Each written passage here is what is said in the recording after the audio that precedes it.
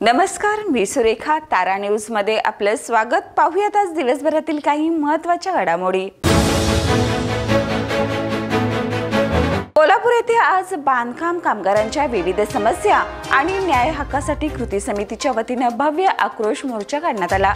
दसरा चौक ते जिल्हाधिकारी कार्यालय असा मोर्चा निघाला असून हजारो कामगारांनी यामध्ये सहभाग घेतला. परीघ पूल परिसरात काँक्रिटीकरण व गटरचं कामाचा शुभारंभ आज आमदार राजेश क्षीरसागर यांच्या उपस्थितीत झाला. 2,25,00,000चा निधी राष्ट्रीय स्वच्छ हवा कार्यक्रमांतर्गत मंजूर झालाय. यावेळी बोलताना आमदार क्षीरसागर यांनी परीघ पूल परिसरातील वाहतूक कोंडी आणि अपघाताचा प्रश्न मिटवण्यासाठी दाभोळकर कॉर्नर ते 5 बंगला जोडणारा उड्डाण पूल प्रस्तावित असून यासाठी त्यांनी 26 मे 2025 रोजी केंद्रीय मंत्री नितीन गडकरी यांच्याकडे अधिकृत मागणी केल्याची माहिती दिली. महापालिकेच्या ड्रेनेज प्रकल्पात अधिकाऱ्यांना बिल काढण्यासाठी टक्केवारी दिल्याचं ठेकेदारांचे स्क्रीनशॉट समोर आल्यानंतर आम आदमी पार्टीने महापालिकेसमोर नोटा ओढून अनोख्या पद्धतीने निषेध केला. मी टक्केवारी खातोय अशा मजकुराच्या कचरा पेट्या ठेवून भ्रष्ट अधिकाऱ्यांचा समाचार घेतला. या प्रकरणाची चौकशी सार्वजनिक बांधकाम विभागाच्या मुख्य अभियंत्याकडून करावी अशी मागणी प्रशासकाकडे करण्यात आली आहे.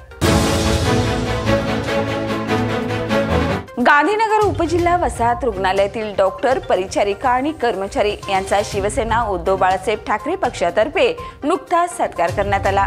सलग 7 वेळा कायाकल्प संस्थेच्या उत्तेजनार्थ पारितोषिकेचा मान मिळवणाऱ्या या रुग्णालयाच्या यशस्वी कार्यप्रणालीची दखल घेत हा गौरव करण्यात आलाय. गोकुळ दूध संघाने 25 लाख लिटर दूध संकलनाचा संकल्प केला असून यासाठी विशेष मोहीम राबवली जात आहे. संघाचे चेअरमन नवीद मुश्रीफ यांनी स्वतः पुढाकार घेऊन हरियाणामधून 20 मुर्या जातीच्या म्हैशी खरेदी केल्यात. त्यांच्या शेतातील गोठ्यात एकूण 54 जनावरे आहेत.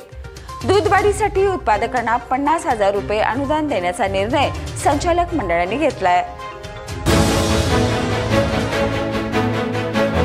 जिल्ह्यात मुसळधार पावसाने हजेरी लावली असून धरण क्षेत्रात जोरदार पाऊस सुरू आहे. राधानगरी, दूधगंगा, वारणा धरणातून मोठ्या प्रमाणात पाण्याचा विसर्ग सुरू असल्याने नद्यांच्या पातळीत वेगाने वाढतीये.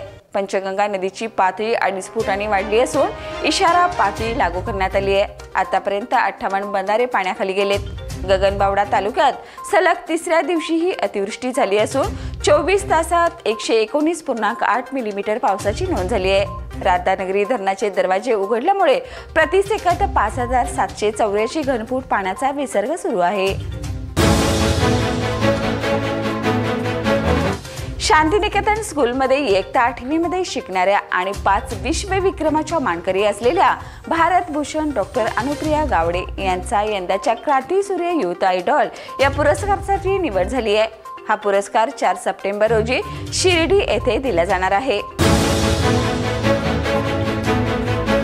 सौ अंबुबाई पाटील इंग्लिश मीडियम हायस्कूल आणि ज्युनियर कॉलेज गोकुळ शिरगाव येथे जिल्हास्तरीय वक्तृत्व स्पर्धेचे आयोजन करण्यात आलं.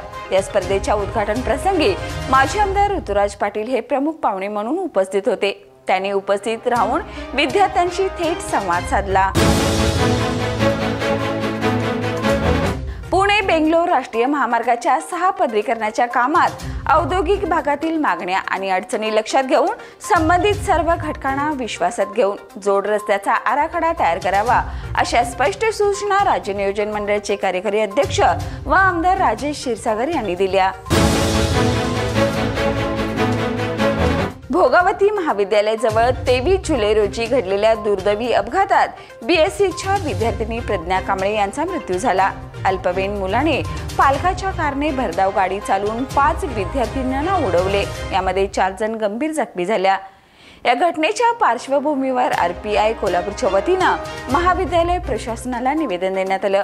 जिल्हाध्यक्ष उत्तम कांबळे यांच्या नेतृत्वात दिलेल्या निवेदनात दोषीवर सदोष मनुष्यवधाचा गुन्हा दाखल करणे, पीडित कुटुंबियांना आर्थिक मदत, बस थांब्याजवळ CCTV आणि वाहन नियमन यासारख्या मागण्या यावेळी करण्यात आल्या. तर या होत्या आज दिवसभरातील महत्त्वाच्या घडामोडी. उद्या पुन्हा भेटूया नवीन बातमीपत्रासह. तोपर्यंत पाहत राहा तारा न्यूज.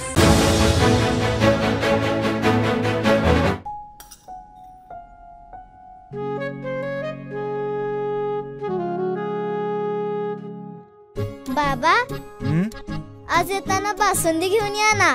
अगं, कालच आपण आईचा वाढदिवस होता म्हणून आणली होती ना. ऐकलं, गोकुळची बासुंदी पुन्हा खावीशी वाटतेय. खरं सांगू, मलाही खावीशी वाटतेय. पुन्हा पुन्हा खावीशी वाटणारी गोकुळ बासुंदी.